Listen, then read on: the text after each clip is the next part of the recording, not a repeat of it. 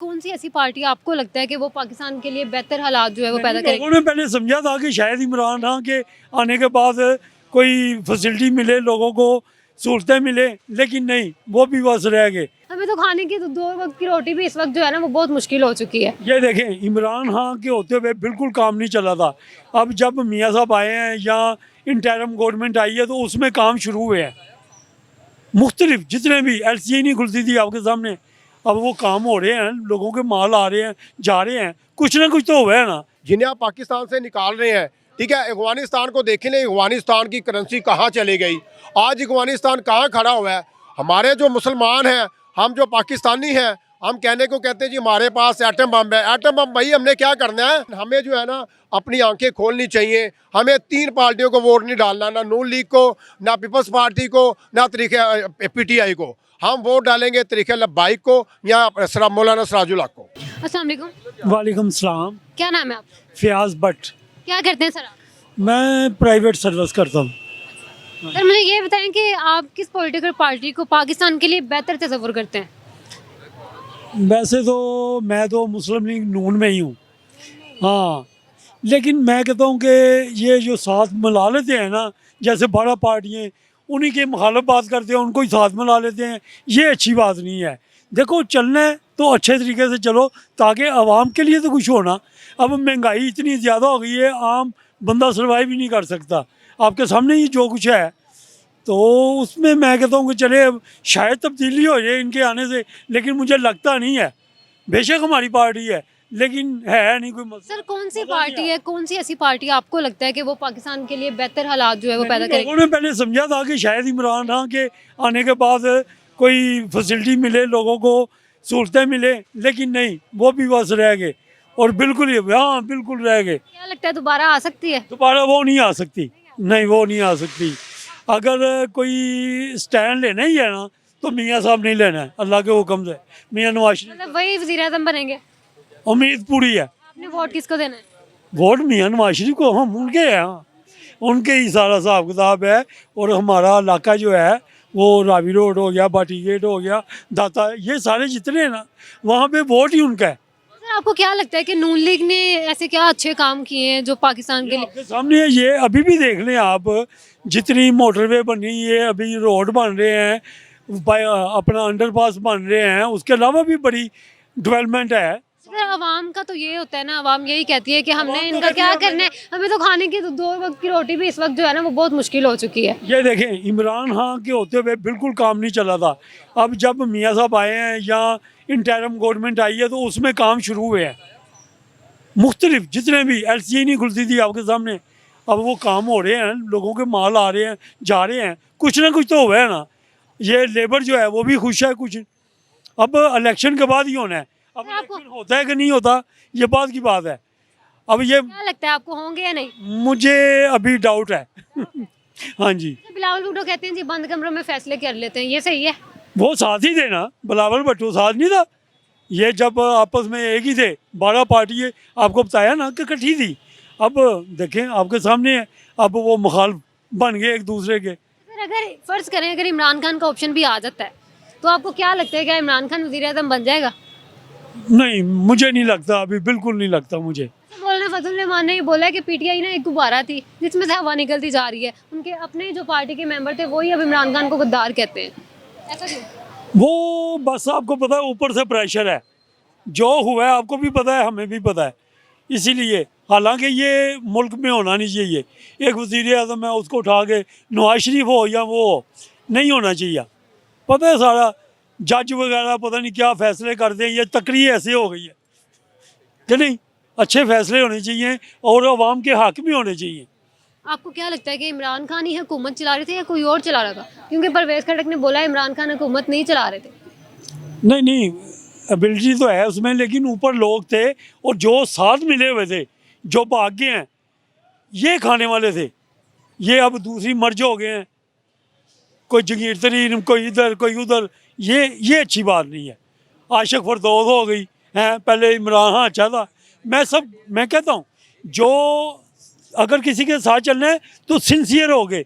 मियाँ नवाज शरीफ के साथ भी अगर चलना है तो सिंसियर हो गए, लेकिन लगे हुए हैं, कोशिश कर रहे हैं हमारी पार्टी, जो मुस्लिम लीग है वो लगी हुई है।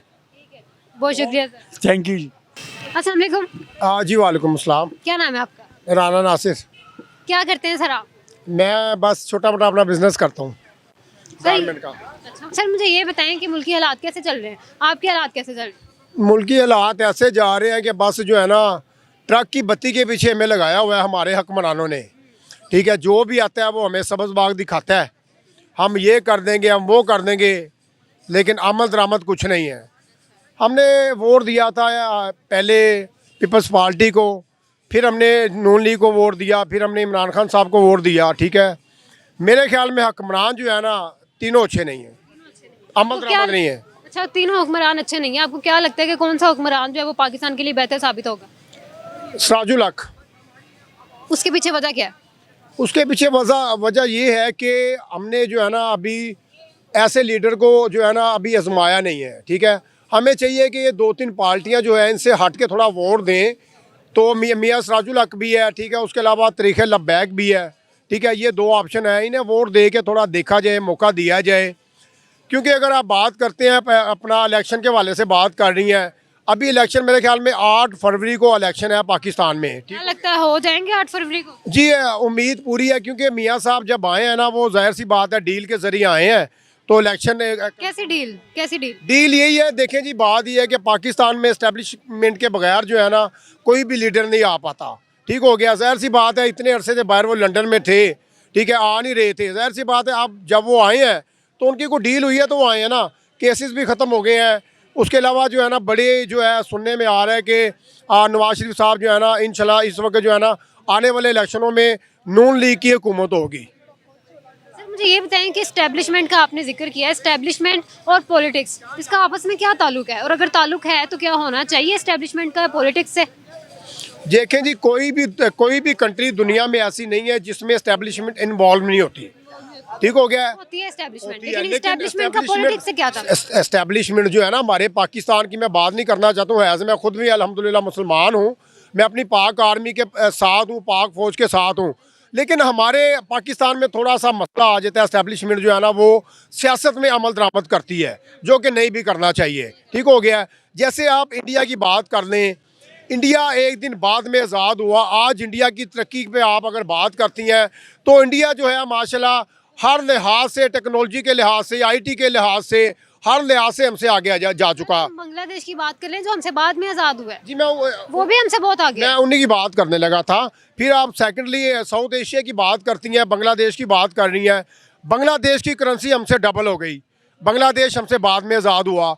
आप बांग्लादेश को छोड़ दें, आप इंडिया को छोड़ दें, ठीक हो गया, आप अफगानिस्तान को देख लें जिन्हें आप पाकिस्तान से निकाल रहे हैं। ठीक है, अफगानिस्तान को देख लें, अफगानिस्तान की करेंसी कहाँ चली गई, आज अफगानिस्तान कहाँ खड़ा हुआ है।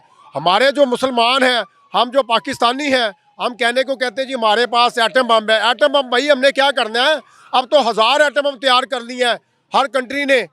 एटम बम जो है वो वाहिद हल नहीं है, जंग वाहिद हल नहीं है। वाहिद हल होता है जिस मुल्क में तरक्की होना, उस मुल्क का लीडर का सिंसियर होना, वो बहुत सर, ऐसा लीडर पाकिस्तान को कब मिलेगा? ऐसा लीडर पाकिस्तान को अभी तक कोई भी नहीं मिल सकता, भुट्टो के बाद या जनरल यूब के बाद। ये हमारी ख्वाहिशें रहनी है। हमारी जो आवाम है, हमारी आवाम का क्या सिनारियो है, हमारे पास जब लीडर आते हैं, जब वोट के दिन आते हैं जी गटर ठीक करवा लें, लाइटें ठीक करवा लें, महल्ले के मसले मसाइल करवा लें। हमारे जो पाकिस्तानी है कहते हैं वाह जी वाह, मियाँ साहब मियाँ के नारे वजने वे। इमरान खान आएगा, वो कहेगा जी मैं घर दे दूंगा, 50 लाख नौकरियाँ दे दूंगा, ये कर दूंगा। लोग कहते हैं लो जी फरिश्ता आ गया, हमारे मुल्क में फरिश्ता आ गया। उसके अलावा बिलावल भुट्टो जो है वो जी मैं सिंध सवार दूंगा, कराची सवार दूंगा। कोई अमल दरामद नहीं है। हमारी आवाम भेड़ बकरियों की तरह है। जैसे एक जानवर को लेके जाया जाता है, एक जानवर को इतना नहीं पता होता मुझे ज़िबा करने के लिए लेके जा रहे हैं या मुझे चारा खिलाने के लिए लेके जा रहे हैं। हमारी पाकिस्तानी अवाम बड़ी मासूम है, बड़ी भोली भाली अवाम है। इनको जो जिधर लगा देते हैं हमारे हुक्मरान, ये उसी के पीछे जो चल पड़ते हैं। मैं अपनी अवाम को कहता हूँ कि जिन लीडर को, जिस हुक्मरानों को आपने आजमा लिया, दोबारा आप उन्हें मौका ना दें, पार्टी थोड़ी चेंज करें। वोट हमारा जो है फ़र्ज़ है, लेकिन हमें जो है ना अपनी आंखें खोलनी चाहिए। हमें 3 पार्टियों को वोट नहीं डालना, ना नून लीग को, ना पीपल्स पार्टी को, ना तरीके PTI को। हम वोट डालेंगे तरीके लब्बाइक को या मौलाना सराजुल हक को।